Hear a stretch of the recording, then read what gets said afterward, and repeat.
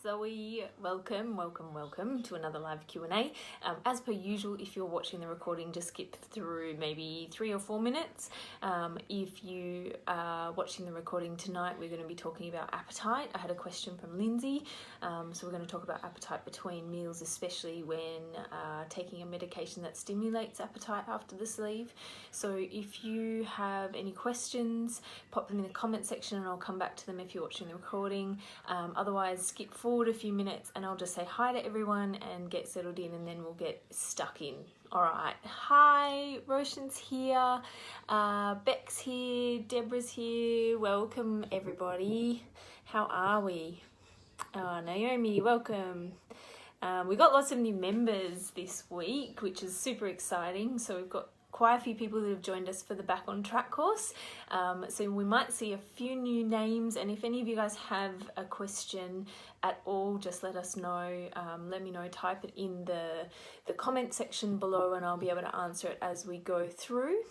I've got a question. I'm just gonna, while we wait for a few more people to log in, I'm just gonna log in to the group and grab the question from, I think it was Lindsay. And I've just lost the page. Hang on one second. Jenny's here too. Hey Jenny, are you back or are you still away? Tell us where you've been and what you've been doing. Tell us about all your adventures. Vietnam sounds like it would be a lot nicer than it is here at the moment, although it's pretty warm today in Sydney. So this is just taking a little while to load. Hang on. The question from Lindsay that we're going to talk about later was about appetite. So she said that she was struggling, especially since taking some medications that increase appetite, struggling between meals, feeling hungry and sort of not knowing what to do with it. So we will have a chat about that. We've had some awesome posts in the last week or so. Lots of people posting their weekly goals, which is amazing. They all sound really good.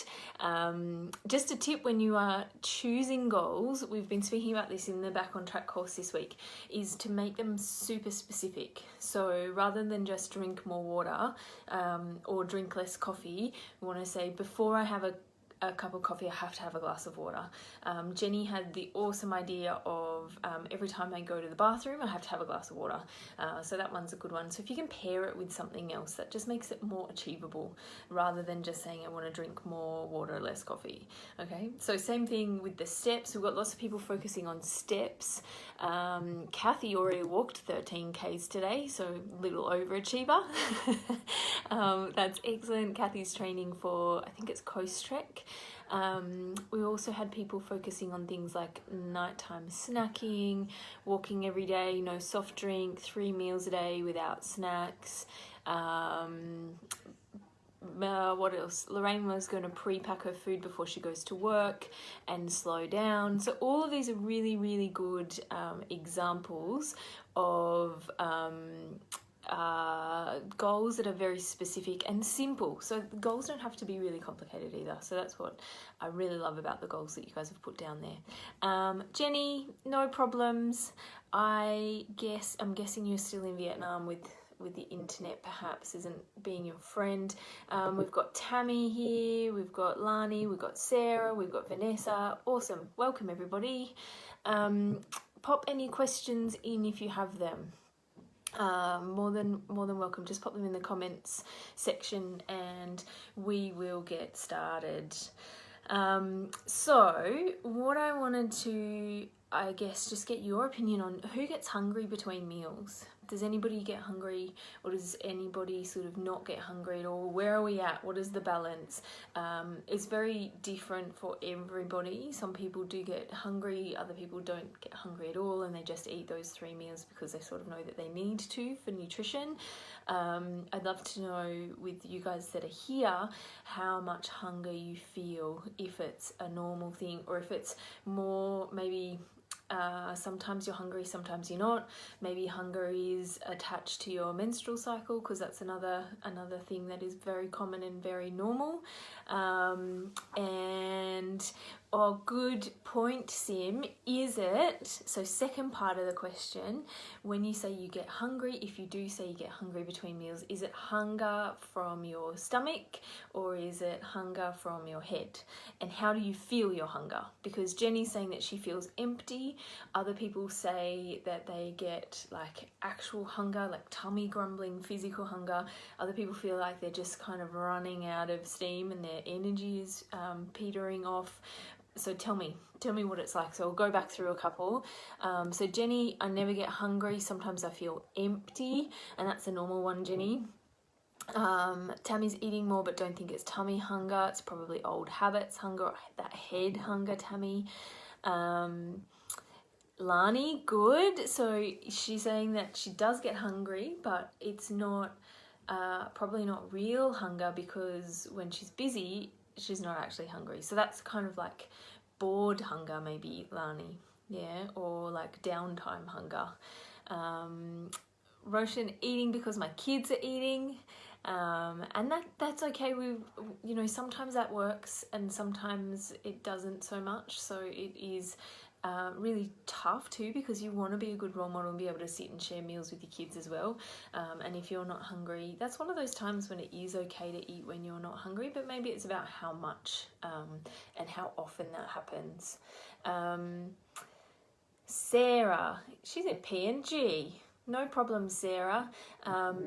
Definitely watch the recording later when you've got some better internet. We've got all these travellers at the moment. Jolene, snacking all the time at work. I think about food all the time, even when I'm not hungry. So, and Jenny as well. So guys, maybe that's more that head hunger.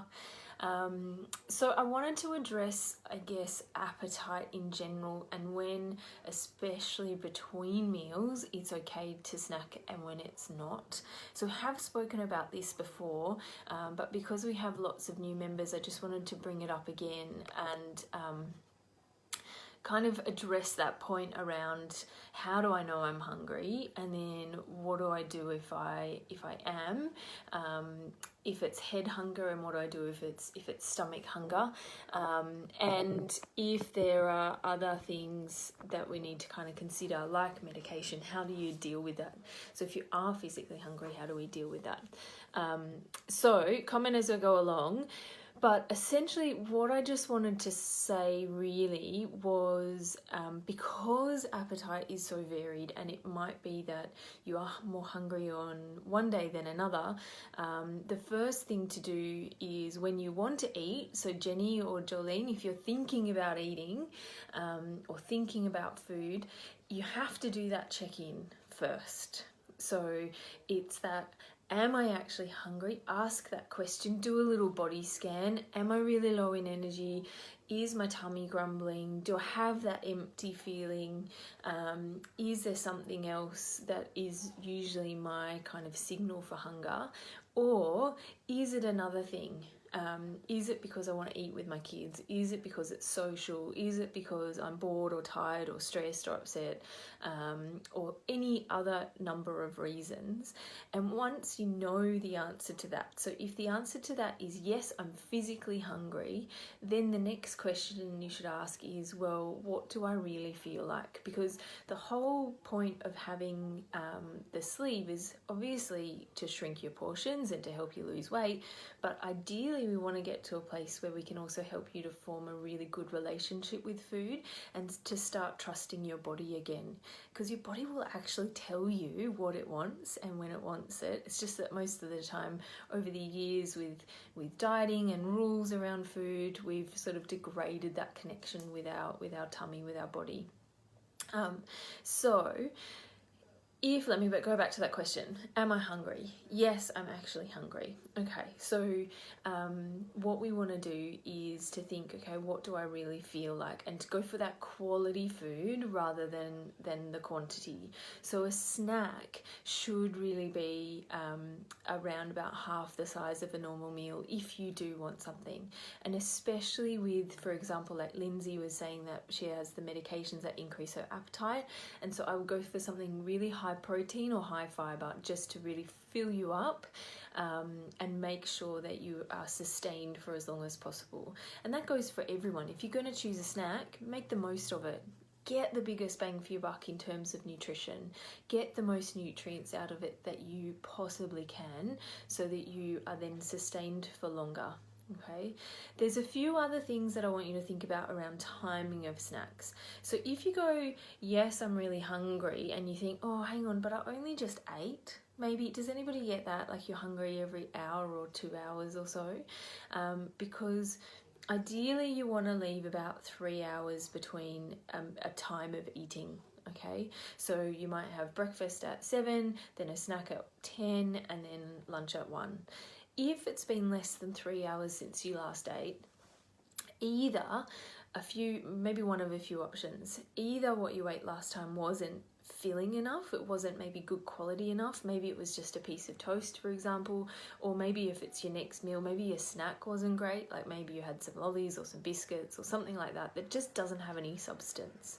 And that's okay to recognize. It's also good to be aware of that and when that happens, and what kind of foods let you stay fuller for longer. All right, so if we're taking notice of that, then we get a better gauge for what works for us and what doesn't. If it has been less than 3 hours, so either what you ate last time wasn't great. The second thing is you might be thirsty, because often we mistake thirst for hunger. And the third thing that's really common, and probably the most common, is that you're not actually physically hungry and there's some other reason for wanting to eat. So that brings me to the next side of things. So if you say, am I actually hungry? And the answer is no, then the next question you need to ask yourself is, well, why do I want to eat? All right, what is it? And we're going to dig into this over the next few weeks in terms of those eating habits, but also the triggers that make us want to eat. So is it just that you've had a really awkward conversation with your boss and you're feeling a little bit low in confidence or unsure of your decision making? Is it that you've had a fight? Is it that you've just stopped at the service station and you always buy something when you're at the service station? Like, what is it that's really driving you to eat that snack, all right, or to want to eat that snack? And the more you ask that question, the better you'll be able to start to understand exactly what those triggers are and what's causing you to eat, perhaps when it's been less than 3 hours. The other thing I forgot to mention, just Sue's comment about being hungry too quickly just reminded me that sometimes one of the reasons you might get hungry in less than 3 hours is if you ate your last meal too fast and therefore you filled up before you were actually full. So what happens is when we eat too fast, sometimes we feel like we're full because you got food stuck at the top of your stomach, and it's like actually the bottom of your stomach isn't quite full yet.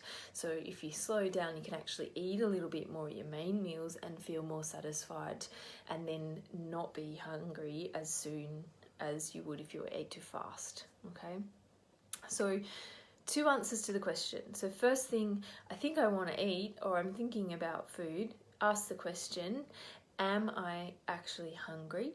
If the answer is yes, well, what do I really feel like? What's going to satisfy me? What's something good quality that I can make the most of this eating opportunity in terms of nutrients and fuel? And then if the answer to the am I hungry question is no, well then, okay, so why do I want to eat? What else is going on? And then what else can I do instead? Right? So what else can I do? Maybe it's that you have a glass of water. Maybe it's that you distract yourself. Maybe you go and call someone. Maybe you go for a little bit of a walk around the block. And it'll take time to kind of figure out what works and what doesn't. So if you do want to snack, what do you guys snack on? Tell me in the comments. Beck, you can't see the comments. I'm not sure why. Sometimes if you push on the bottom of the video, or if you slide it either right or left, on my screen I can slide it right or left to make the comments disappear, or swipe up from the bottom depending on what device you're on. That might help. Tell me what you eat for a snack. I want to hear your awesome snack ideas. A few snack ideas from my point of view are things that are going to give you extra fiber, extra protein. So things like veggie sticks, whole grain crackers, maybe something like a Chobani yogurt dip or a hummus or some cheese, fruit salad and yogurt, a mini bit of breakfast cereal, a mini bit of leftover meal, maybe some fruit and nuts, like a dried fruit and nut mix, maybe some berries with some cereal or some oats and a bit of yogurt or milk, maybe like a Vitaweed or a Ryvita, like a crisp bread thing with some ricotta or some avocado. But the key is, if you would normally eat 4 Vitaweeds, okay, with toppings like avocado, ricotta, a bit of ham, for example, then for a snack you want to eat about half that. So you want to eat maybe 2. Okay, so that should be your kind of general rule of thumb, is half the size for a meal. So around about half a cup, okay? Lani, when I don't get enough sleep and I'm tired, I can feel like I need to eat something to give me a boost when maybe really I should just have a nap. Yes, that's a really, really, really common one. Tiredness and dehydration are 2 of the most common reasons of why we eat when we're not actually hungry. So being aware of that is a really, really good idea. Maybe even a 10-minute power nap would be would help you out there. Lani eats cheese, protein bar, yogurts, almonds, apple with some nut butter, or the Vitaweeds with cheese, protein bars, oat bars, nuts, bananas, rosemary crackers, hummus, dried fruit and nuts, perfect. Hummus and carrot sticks. Sometimes I dip small bits of chicken into the hummus. That's great, Sim. And something like a barbecue chicken is excellent, super easy, no prep really. You just need to peel it off the chicken and then put it into little containers so that you can pick and choose. If you have those little containers there, it'll just make it a lot easier for you to make sure that your portion size is about right. So again, you know, getting the meal prep bit right so that you've got lots of single serve containers is really good option. Something as simple as a hard boiled egg or a tin of tuna makes a good snack too. So if it's something that you don't even need to prep, like a tin of tuna, or something that you cook once or twice during the week, like hard boil a whole bunch of eggs, and that's a good way to go. The least amount of prep, the better, because lots of us are very busy and we have all sorts of other things doing, so we need to make sure that it's something that you can actually manage. I would love to hear if there's any other ideas that you have for snacks, and tell me if that's helpful. Tell me if you've got any other questions about your snacks, whether you should eat, when you shouldn't eat. The only other thing we haven't really spoken about is how to eat your snack. Hands up if you eat a snack at your desk in front of the computer, or in the car driving from place to place, or while you're doing something else while you're on the run. Because if that's the case, we really want to practice eating a snack like we would eat a meal. Especially in front of the TV at night time, because if you're in front of the TV or if you're driving, you're distracted, and that means that you can eat a whole bunch more than you would if you were actually concentrating. You know, I use this example all the time, but if you sit down with a packet of Tim Tams or a block of chocolate and you're in front of the TV and you're watching a TV show or a movie, and then all of a sudden you look around and you're like, oh, where did they go? Like, what happened? And you're the only one there. It's probably because you managed to eat a whole lot more than you would have if you'd actually paid attention. So when you eat a snack, put it on a plate, put it in a little bowl, actually sit down at the table and make sure that you sit there and you actually, you know, do all of those things that we do around mindful eating. So we, you know, we pay attention, we actually look at the food, we taste it, we take our time, because if you're eating a little bit more mindfully, it's going to be a lot easier, a lot more satisfying, okay? So Beck, sometimes I am the biggest culprit of buying a bag of popcorn and eating in the car on the way home from the supermarket, and then I get home and I feel a bit sick because I probably ate a bit too much. So we all do it, but it's just trying to manage how often it happens, and it's okay if it's sometimes, but you just don't want it to become a daily habit. Brekkie is in the car. Tammy, snacks at night are my weakness in front of the TV. Very naughty, I know, but long time habit hard to break. Tammy, you're not naughty if you eat in front of the TV. It's just one of those things that we want to try and maybe improve on.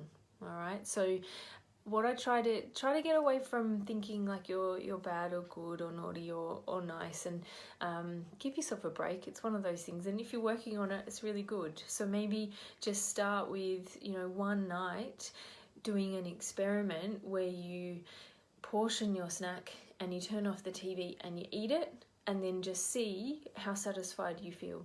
You might also need something else to do with your hands if you're used to eating in front of the TV.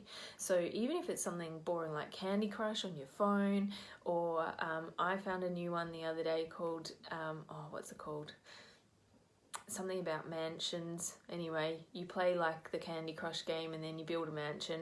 So it's definitely mindless, but it definitely takes the distracts you, I guess, from the wanting to eat. You might want to sew or crochet or write a card or whatever it is, text a friend. Just try to distract yourself a little bit, and you'll probably need to do that when you're first starting to try to break that habit. Tammy, I've been trying to go to bed earlier. That's a really good option too. Also clean your teeth. So sometimes for most of us, pepperminty fresh breath actually signals to stop, and a peppermint tea can help or be a similar sort of signal, but just brushing your teeth is a really good way to kind of stop. It sort of signals to your brain, okay, I'm done with eating, all right? So I hope that helps. Hey Tracy, thanks for joining us. Nice to see you. Katrina, so I was doing really well the last 2 days. Today I've had a headache the last 3 days, so I've had some bread, didn't help. Thought maybe I had carb withdrawals. Katrina, it's fine to try stuff. You know, if you've got a headache, always try the water first. I know you've been focusing on water as one of your goals. And then, you know, try a little bit of carbohydrate. Just go with something that's got some whole grain, something that's going to sustain you for a bit longer. And there's no reason not to have a bit of bread or not to have a bit of carbohydrate, but it's about the balance. So if you have cut down your carbohydrate intake quite a lot, it could still be that that's not enough carbohydrate for you, and it should pass. Then if you're going into ketosis, it should pass after 3 to 4 days. You sort of adjust and start to feel a bit better. So check hydration, have a little bit more to eat. That's amazing, everyone. Katrina has gone from 300 mils a day to 1.2 litres a day of fluid. So round of applause to you, Katrina. That is awesome. Well done. Tell us if you noticed anything different that's changed with that increase in your water. All right, I'm just going to go back and do my usual seeing what's been happening in the group. As we mentioned at the beginning, Jenny is in Vietnam eating all the foods, which is amazing. The goal or the challenge last week was to aim to keep your hunger between a 3 and a 7 out of 10. And this kind of ties in actually with the snacks bit. So if you think of your hunger on a scale of 0 to 10, where 0 is so starving you want to eat your fingers and 10 is so full that you want to throw up, you want to ideally keep between a 3 and a 7. So a 3 is a little bit like, I'm hungry but I'm not quite starving yet. If you go below a 3, that's when you usually eat too fast or too much or make a poor choice because you're starving. We call that the hungry bear syndrome, where you just want to eat everything in sight. And then a 7 is I'm satisfied but I'm not quite full yet. So you want to stay below a 7. So you want to finish eating when you could eat one more mouthful, but you don't actually need to. Okay, so that was the challenge last week, and that can be a good gauge to help you to figure out when you need to snack and when you don't. So I always sort of say with that hunger scale and snacks, if you get hungry and then you know that you still have a couple of hours before your next meal, you probably do want to have something to eat, because it'll mean that if you don't and you're forcing yourself just to have 3 meals a day, no snacks, if you get too hungry, you'll make a poor decision at your next meal. Okay, so I would rather that somebody has a smaller snack, and sometimes people get home from work and you know, want to eat everything, and it all falls apart in the evening. And what I often say is, okay, well, before we leave work, let's have a snack so that you're not walking in the door absolutely starving by the time you get home. Okay. Kerry, how can sleeve people be hungry? Haven't been since October 2008. That's amazing. Look, it's very common, especially after sort of 2 or 3 years with the sleeve, to get some appetite back. Some people don't. Obviously, you're one of those people, which is really lucky. The sleeve's doing a very good job in terms of the hormonal control. For other people, they get a similar feeling to what they had before the sleeve, but then obviously when they do eat, they can't eat as much. So it really varies. It's very, very different. So we're all on a little bit of a different journey. All right. We've been helping Nina Ann out with icy pole molds, which is awesome. Lots of people have been sharing their goals.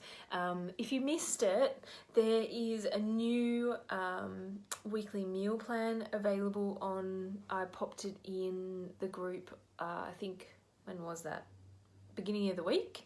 So that one's sort of designed to go from cooking at nighttime and then repurposing the leftovers into something different for the next day.